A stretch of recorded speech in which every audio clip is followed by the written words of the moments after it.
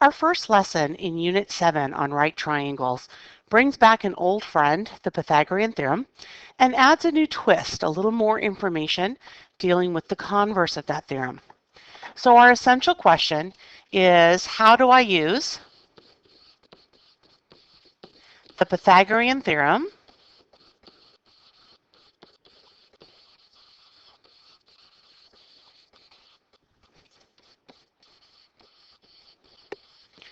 and its converse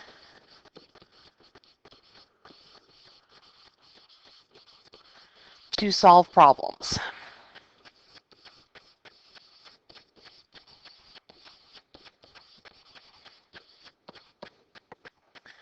All right. The Pythagorean theorem is used to find the missing sides in a right triangle.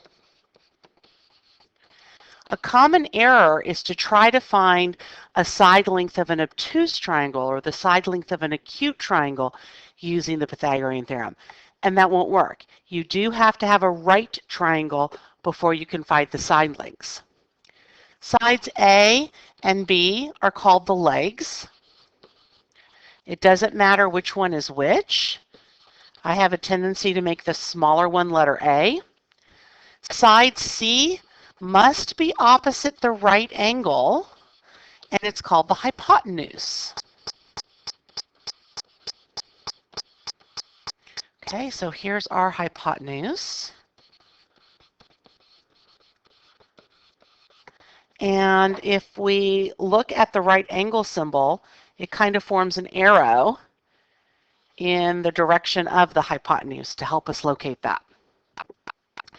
For any right triangle, c squared equals a squared plus b squared. Okay, so simplified radical form is going to be something that you definitely have to do. We have some key vocabulary right here. Of course, Pythagorean theorem, legs, and hypotenuse. All vocabulary words you definitely need to know in order to be successful. Pythagorean triple is another vocabulary word you really need to know. It is a set of three integral values that form the sides of a right triangle. So let's take a minute and talk about integral. This is a word you should have heard before. It shows up on the SOL quite a bit. Integral integer. Okay, so nice pretty numbers. No decimals, no fractions. Okay. And you really need to memorize some of these.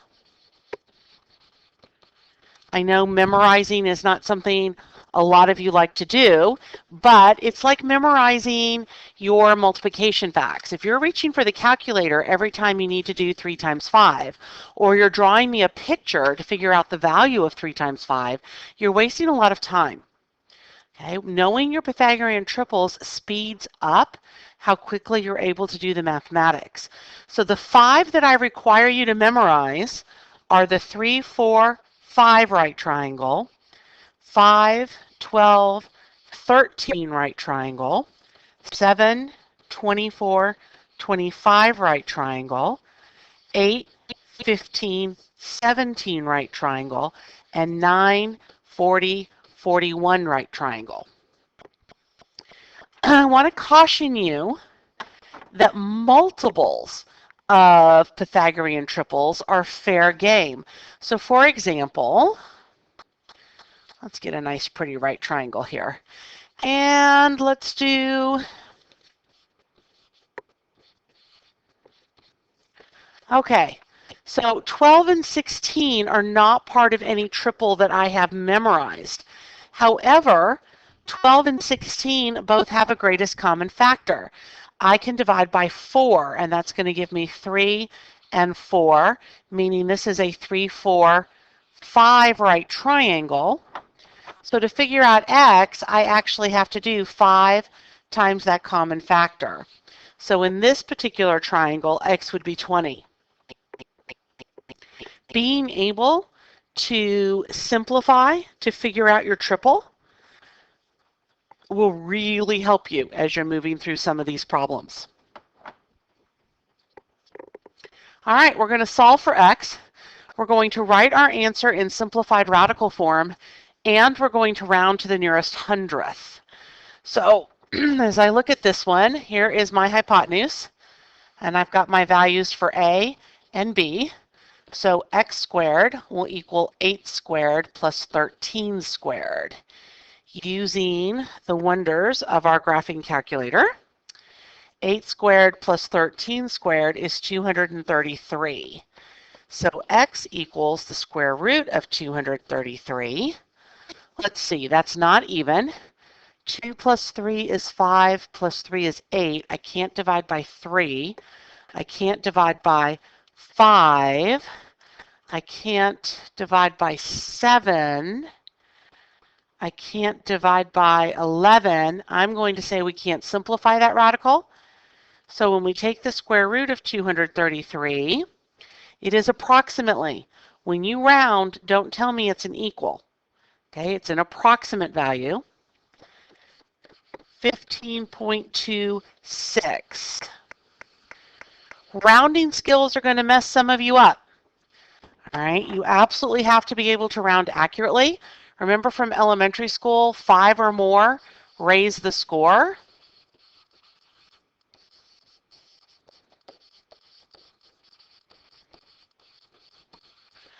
4 or less, let it rest.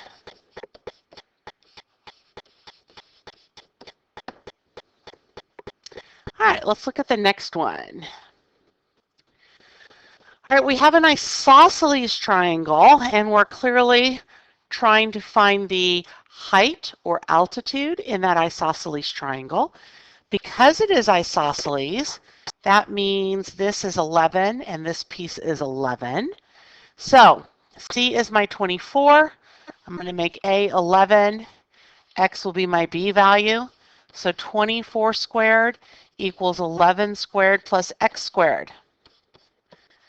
So 24 squared minus 11 squared is 455. X equals the square root of 455. Let's see, that can be divided by 5. 91. Uh-oh. Let's see, not by 2, not by 3, by 7. Okay, no pairs. So we cannot simplify this radical either. When I do the square root on my calculator, 21.33.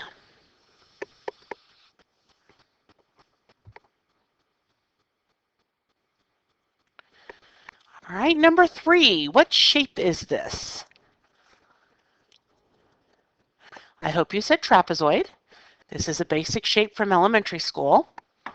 One of the techniques you learned in elementary school was to cut shapes into recognizable pieces. So if I draw in a nice perpendicular line here, creating a rectangle and a right triangle, right, this would be X. Now this entire length on top is 18, but this little piece is 5, meaning that the side of my triangle is 18 minus 5, or 13. C is 16, A is 13, X will be B. So 16 squared equals 13 squared plus X squared. X squared will equal 16 squared minus 13 squared, which is 87. Okay, can't do 2. I can do 3 though. 87 divided by 3 is 29, and 29 is prime. So yet another one I can't simplify. I think I need to pick better examples for next year in order to make everyone simplify radicals. So using my calculator, this is approximately 9.3.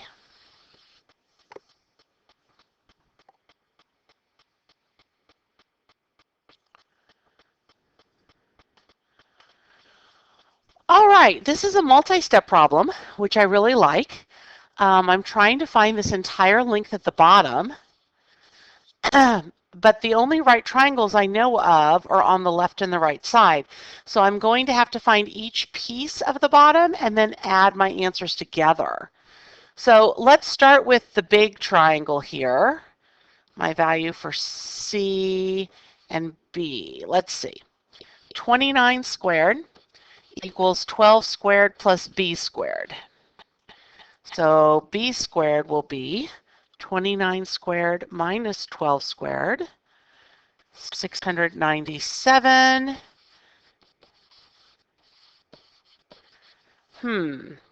Not by 2, not by 3, not by 5, can't divide by 7, can't divide by 11, can't divide by 13. Okay, I'm going to give up on that one. So this is the square root of 697. Now let's look at the smaller triangle.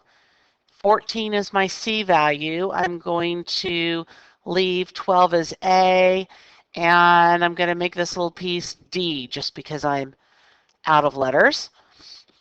14 squared equals 12 squared plus D squared. D squared is going to equal 14 squared minus 12 squared is 52. D equals the square root of 52. So let me see here. 52 divided by 2 is 26. Divided by 2 is 13. I do have a pair finally. So this is 2 times the square root of 13. Now to find my value for x, I need to add these together. And you can only add them together if the number under the radical sign, which we call the radicand, is exactly the same. And in this case, they're not. So I'm going to have 2 times the square root of 3 plus the square root of 697. Let's see what that's approximately. 2 times the square root of 3 plus the square root of 697, and it is approximately 29.86.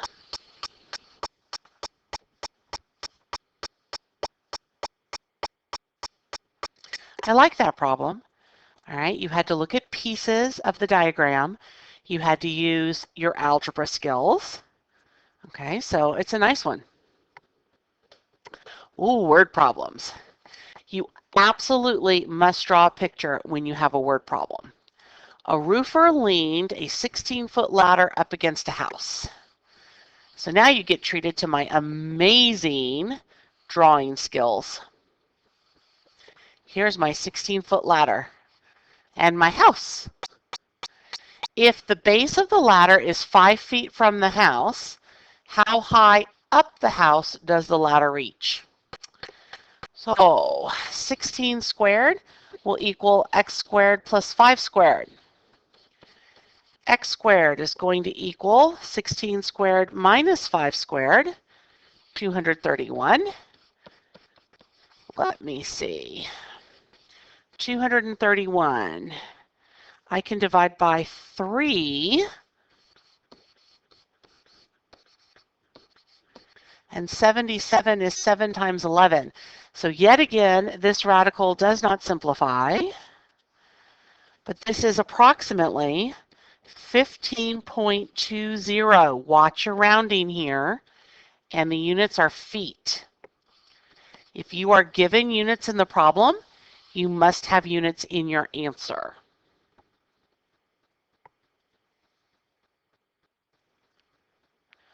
Oxa jogged 3.4 miles east and then 5.7 miles south. So never eat shredded wheat. All right, so here we go. She starts here and she goes 3.4 miles to the east and then 5.7 miles south. How far is she from where she started? So x squared equals 3.4 squared plus 5.7 squared. 3.4 squared plus 5.7 squared. 44 0.05. I am never going to ask you to simplify a decimal radical unless it's a perfect square, and this is not. So let's just go straight to an approximated value. She is 6.64 miles as the crow flies. And this problem pretty much assumes she's like driving on city blocks, so she has to make right angles. And if she could go straight from point A to point B, it would only be 6.64 miles instead of what, 9.1 that it took her to get there. Now, all of this should be a review. You have done the Pythagorean theorem for years in school. What is new is the Pythagorean theorem's converse.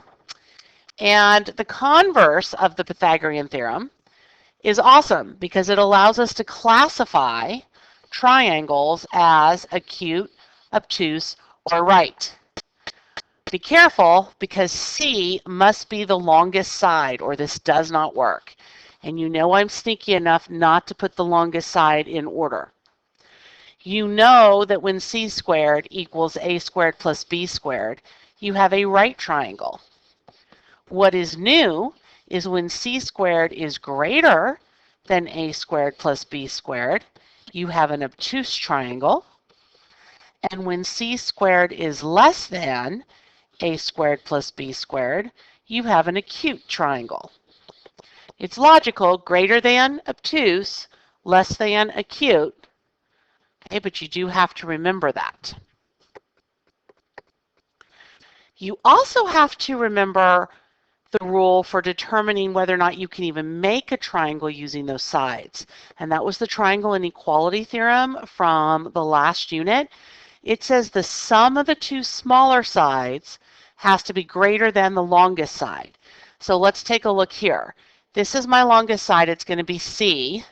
7 plus 3 is 10, which is greater than 9. So yes, this will make a triangle. So now we need to do 9 squared and compare that to 7 squared plus 3 squared. 81, 49, 58. Well, 81 is greater than 58. Therefore, this is an obtuse triangle. Okay. My longest side for number 2 will be 29. So 21 plus 20 is 41. Definitely greater than 29, so this does make a triangle. Okay, 29 squared compared to 21 squared plus 20 squared. So let's see, 29 squared is 841.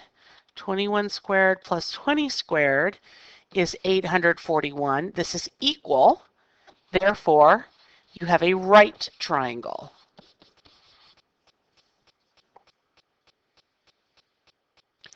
Number 3, my longest side is 23. So 15 plus 8 equals 23. Therefore, not a triangle. Okay, that's one that you have to remember from the previous unit. Last one from this set of notes, longest side is 22. 17 plus 17 is 34, which is greater than 22. So this will work as a triangle. 22 squared compared to 17 squared plus 17 squared. 22 squared is 484. 17 squared plus 17 squared is 578. So in this case, it's less than. Therefore, we have an acute triangle. So take a minute and write a brief summary of what was important out of today's lesson, and then begin your practice work.